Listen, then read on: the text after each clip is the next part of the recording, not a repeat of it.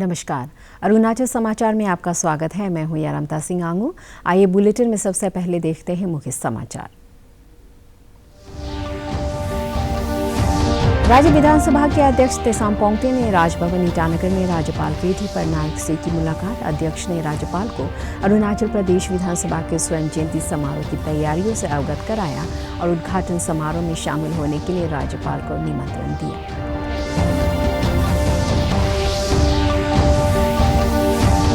सामाजिक न्याय, अधिकारिता और जनजातीय मामलों के विभाग ने आदिवासी आइकन डॉक्टर बिरसा मुंडा की 150वीं जयंती मनाने के लिए ईटानगर में सूचना, शिक्षा और संचार शिविर का किया शुभारंभ। कार्यक्रम में सामाजिक न्याय मंत्री केंतो जीनी सहित कई गणमान्य व्यक्ति रहे मौजूद। Urban community health centre Itanagar में स्टॉप डायरिया 2025 अभियान का आधिकारिक तौर पर किया गया शुभारंभ। समारोह में स्थानीय विधायक तेची कासू, राजधानी क्षेत्र जिला उपायुक्त टोकू बाबू सहित कई स्वास्थ्य अधिकारी रहे मौजूद।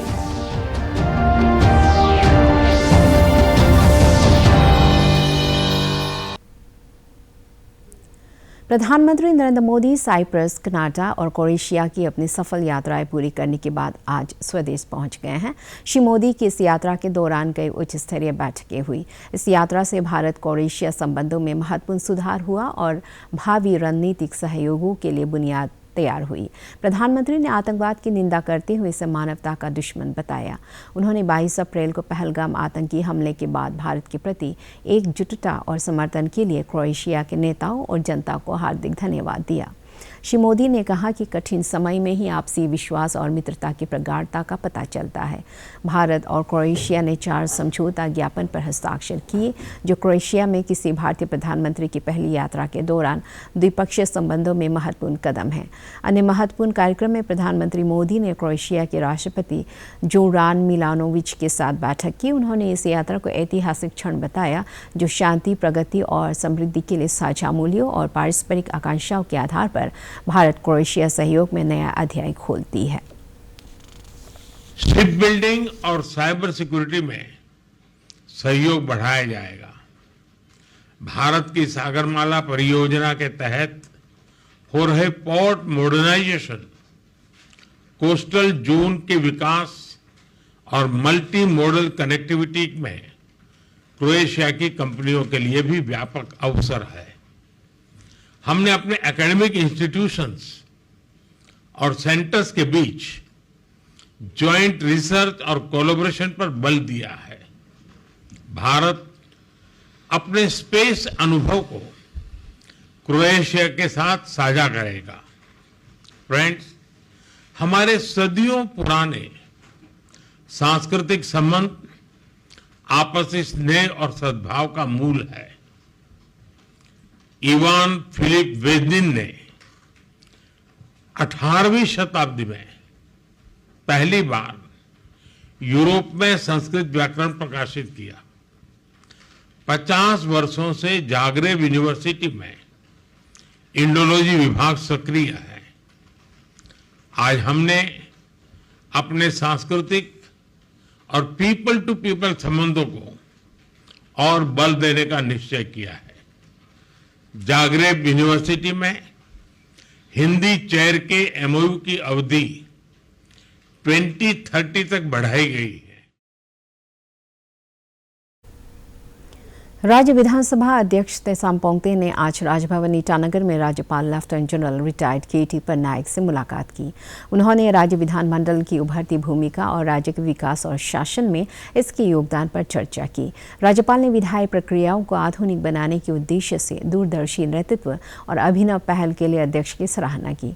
उन्होंने विशेष रूप से आर्टिफिशियल इंटेलिजेंस टूल्स के एकीकरण और पूरी तरह से कागज रहित प्रणाली में परिवर्तन की प्रशंसा की। विधानसभा अध्यक्ष ने राज्यपाल को अरुणाचल प्रदेश विधानसभा के स्वर्ण जयंती समारोह की तैयारियों से अवगत कराया और उद्घाटन समारोह में शामिल होने के लिए राज्यपाल को निमंत्रण दिया। बैठक के दौरान विधानसभा की सचिव तादार मीना भी मौजूद थी। सामाजिक न्याय, अधिकारिता और जनजातीय मामलों के विभाग ने आदिवासी आइकन डॉक्टर बिरसा मुंडा की 150वीं जयंती मनाने के लिए golden jubilee banquet hall Itanagar में सूचना शिविर फिर से सुने सूचना, शिक्षा और संचार शिविर का शुभारंभ किया। धरती आबा जनभागीदारी अभियान के तहत आयोजित इस कार्यक्रम में सामाजिक न्याय, अधिकारिता और जनजातीय मामला मंत्री केंतो जीनी, मुख्य अतिथि सचिव आबू तायंग, निदेशक युमलाम कहा और अन्य गण्य व्यक्ति उपस्थित थे। मंत्री जीनी ने सरकार के विभिन्न कल्याणकारी योजना के माध्यम से आदिवासी समुदायों के उत्थान के उद्देश्य से चल रही पहलों पर जानकारी दी। सचिव तायंग ने कहा कि IEC कार्यक्रम का लक्ष्य स्वास्थ्य, शिक्षा, सड़क संपर्क और कृषि जैसे प्रमुख क्षेत्रों में केंद्रीय और राज्य योजनाओं को 100% पूरा करना है। ये शिविर 15 जुलाई तक राज्य के सभी जिलों में जारी रहेगा। हमारा ट्राइबल्स में जो भी हमारा फार्मर है, कल्टीवेशन कर रहा है, उसको भी हम लोग मार्केटिंग फैसिलिटी दे रहे हैं। और आपको पता होगा कि हमारा मोदी जी जब से आया है, ट्राइबल को तो आपको मैं बोला है सपोर्ट कर रहा है। उसी प्रकार हमारा फर्स्ट ट्राइबल मिनिस्टर जो जोएल ओराम जी, हम कैबिनेट मिनिस्टर ट्राइबल अफेयर्स में भी दिया है। इसी बीच में हम उसको भी सराहना करना चाहिए कि हमारा ट्राइबल को रिकॉग्नाइज करते हुए जोएल ओराम जी को भी हमारा ट्राइबल अफेयर्स मिनिस्टर के रूप में नियुक्त किया गया है, जो ट्राइबल का जो दुख दर्द को पहचानने के लिए। और उसी के साथ आपको पता है द्रौपदी मुर्मू को भी हमारा प्रेसिडेंट जो फर्स्ट लेडी ट्राइबल ये को दिया है। तो हम इसीलिए आज इस मंच पर खड़ा होकर मैं गर्व से कहना चाहूँगा कि मोदी जी है तो हम ट्राइबल जरूर आगे बढ़ेंगे और हमको बढ़ाने के लिए और कार्यक्रम करते रहेंगे।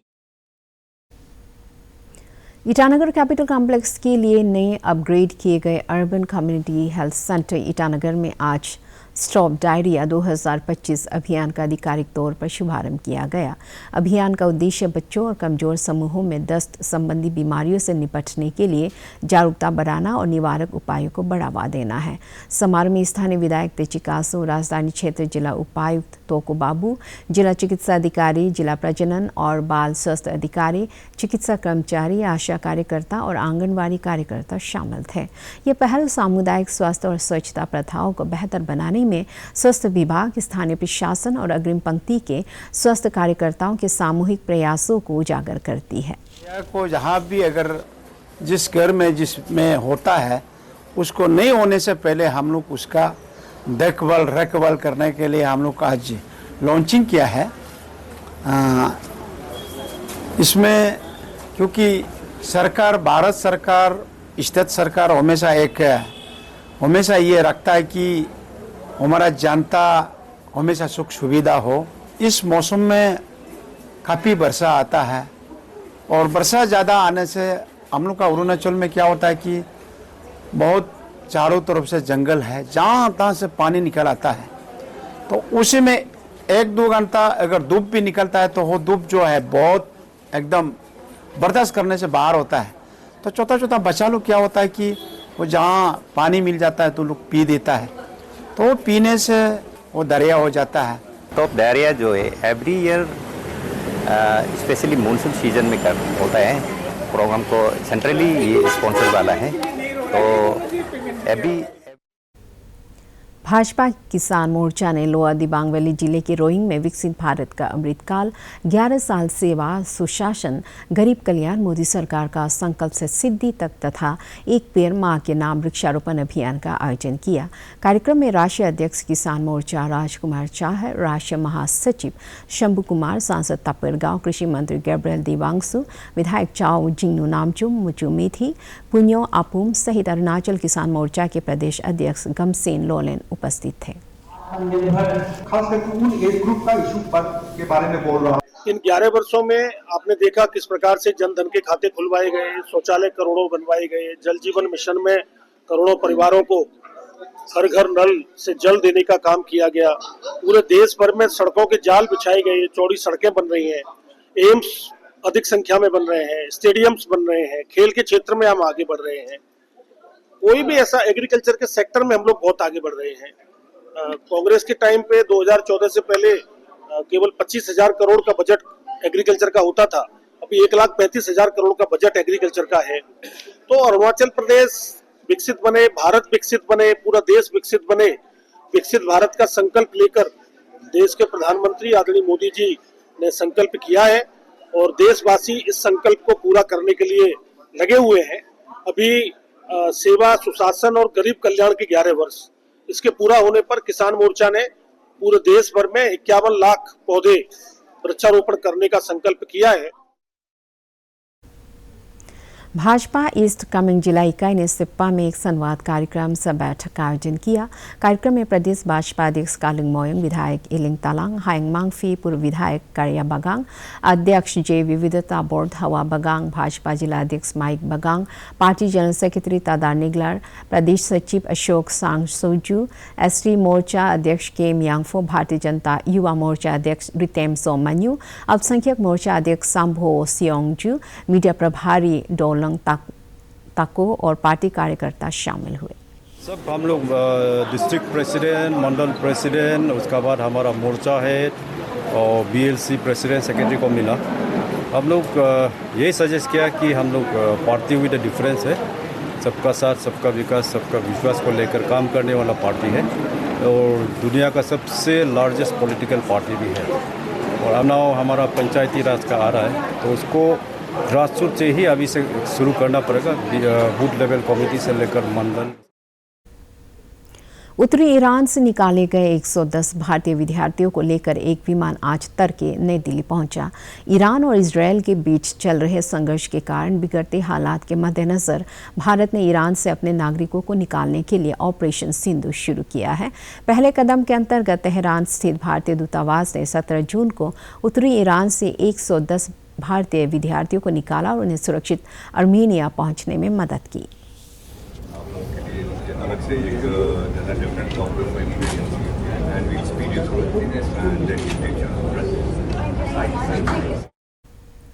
नशा मुक्त अरुणाचल अभियान के तहत आज लोअर सियांग जिले के लिकाबाली स्थित चिदूचिको ग्राउंड में नशा विरोधी जागरूकता कार्यक्रम आयोजित किया गया।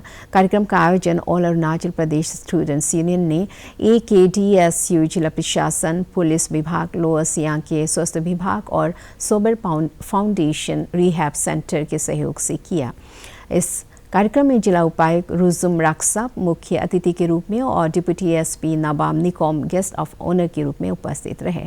जिला उपायुक्त ने युवाओं, शिक्षकों और लोगों से मादक पदार्थों के सेवन से दूर रहने की अपील की। नेशनल रीडिंग डे के अवसर पर आज ईटानगर के विभिन्न स्कूलों के छात्रों के लिए निबंध लेखन प्रतियोगिता आयोजित किया गया। इस प्रतियोगिता में विवेकानंद सेंट्रल स्कूल के 10वीं कक्षा के मिमी बाकी को पहला स्थान प्राप्त हुआ। इस अवसर पर जाने माने लेखिका मामांग दाई मुख्य अतिथि के रूप में कार्यक्रम में शरीक हुए। कार्यक्रम को संबोधित करते हुए उन्होंने छात्रों से रीडिंग हैबिट्स को अपनाने और मोबाइल फोन से दूर रहने की अपील की है।